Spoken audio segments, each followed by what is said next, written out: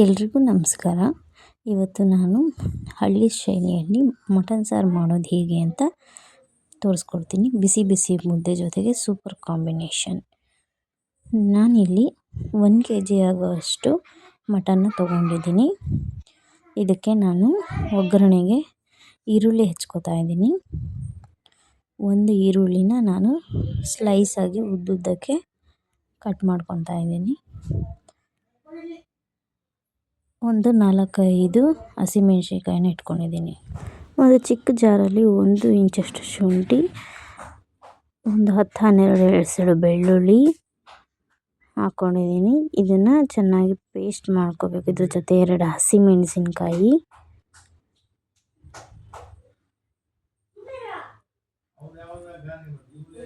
Stove ಹಚ್ಚಿ ಒಂದು cooker ಇಟ್ಟು ಸ್ವಲ್ಪ ಒಂದು ಅರ್ಧ ಹಿಡಿಯುವಷ್ಟು ಪುದೀನ, ಅದಕ್ಕೆ ಸ್ವಲ್ಪ 1-2 ಸ್ಪೂನ್ ಅಷ್ಟು ಕೊತ್ತಂಬರಿ ಸೊಪ್ಪನ್ನು ಹಾಕಿ ಎಣ್ಣೆಯನ್ನು ಹಾಕಬೇಕು.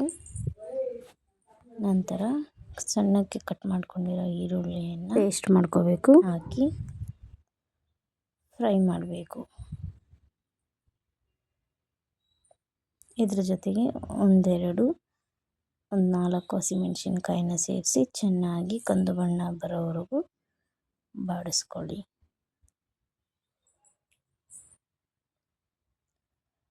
ಇದಕ್ಕೆ ಈಗ ತೊಳೆದಿಟ್ಕೊಂಡಿರೋಂಥ ಮಟನ್ನ ಸೇರಿಸ್ಕೊತಾ ಇದ್ದೀನಿ. ಸೇರಿಸ್ಕೊಂಡು ಇದನ್ನು ಸ್ವಲ್ಪ ಎಣ್ಣೆಯಲ್ಲಿ ಬಾಡಿಸ್ಕೊಳ್ಬೇಕು. ಇದರಲ್ಲಿ ಇನ್ನೂ ನೀರಿನ ಅಂಶ ಇದೆ. ನಾವು ಮಸಾಲೆ ರುಬ್ಬಿಕೊಳ್ಳೋಣ. ಒಂದು ಜಾರಿಗೆ 1/4 ಕಪ್ಪಷ್ಟು ಕೊಬ್ಬರಿಯನ್ನು ಹಾಕ್ಕೊಳ್ಳೋಣ. ನೀವು ಎಷ್ಟು ಜನಕ್ಕೆ ಮೆಜರ್ಮೆಂಟ್ ಮಾಡಿ ಅಷ್ಟು ತೆಂಗಿನಕಾಯಿ ತೊಗೊಳ್ಳಿ. ಇದಕ್ಕೆ ಸ್ವಲ್ಪ ಕೊತ್ತಂಬರಿ ಪುದೀನ ಹಾಕ್ಕೊಂಡಿದ್ದೀನಿ.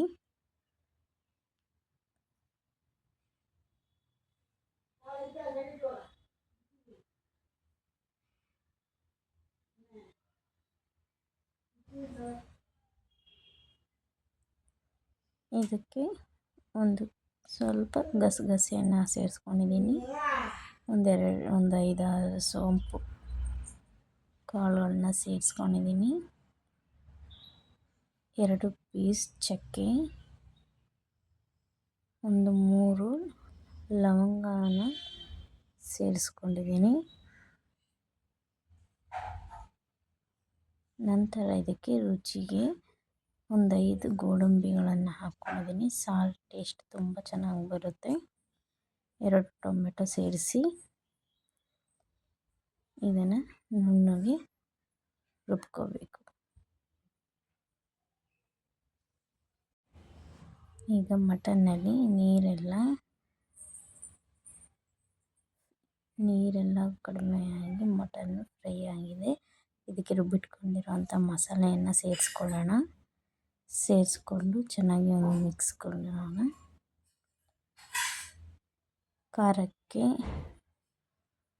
2 ಸ್ಪೂನ್, ಇಲ್ಲಿ ನಾನು 2 ಸ್ಪೂನ್ ಖಾರದ ಪುಡಿಯನ್ನು ಯೂಸ್ ಮಾಡ್ತಾ ಇದ್ದೀನಿ.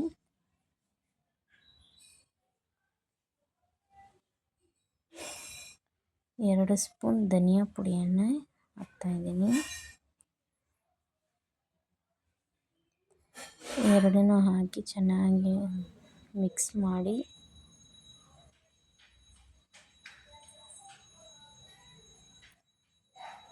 ಚೆನ್ನಾಗಿ ಮಿಕ್ಸ್ ಮಾಡಬೇಕು. ಇದನ್ನು ಹೀಗೆ ಒಂದು ವಿಷಲ್ ಮಾಡಿಸ್ಕೊಂಡ್ರೆ ಫ್ರೈ ಆಗುತ್ತೆ. ಇದಕ್ಕೆ ನಮಗೆ ಎಷ್ಟು ಬೇಕೋ ಅಷ್ಟು ನೀರನ್ನು ಹಾಕಿ ತೆಳುವಾಗಿ ಮಾಡಿಕೊಂಡ್ರೆ ಸಾಂಬಾರು ಆಗುತ್ತೆ. ನಾನು ಸಾಂಬಾರಿಗೆ ಎಷ್ಟು ಬೇಕೋ ಅಷ್ಟು ನೀರು ಹಾಕ್ಕೊಂಡಿದ್ದೀನಿ.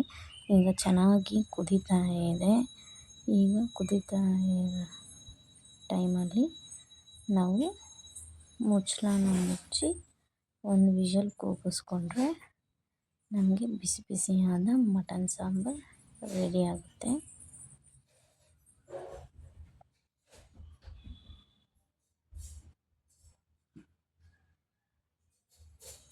ಒಂದು ವಿಷಲ್ ಆದ ನಂತರ ಕುಕ್ಕರ್ ಮುಚ್ಚಳನ ತೆಗೆದು ಬಿಸಿ ಬಿಸಿ ಮಟನ್ ಸಾಂಬಾರು ಸವಿಯಲು ಸಿದ್ಧ. ನೋಡಿ ಹೀಗೆ ಎಲ್ಲ ಚೆನ್ನಾಗಿ ಮಟನ್ ಬೆಂದಿರುತ್ತೆ.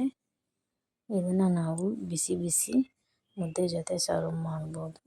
ಇದಕ್ಕೆ ಲಾಸ್ಟಲ್ಲಿ ಸ್ವಲ್ಪ ಕೊತ್ತಂಬರಿ ಪುದೀನಾನ ಹಾಕಿ ಚೆನ್ನಾಗಿ ಕುದಿಸ್ಕೊಂಡ್ರೆ ಸಾಂಬಾರು ತುಂಬ ಚೆನ್ನಾಗಿರುತ್ತೆ. ನೀವು ಒಂದ್ಸತಿ ಮನೆಯಲ್ಲಿ ಟ್ರೈ ಮಾಡಿ.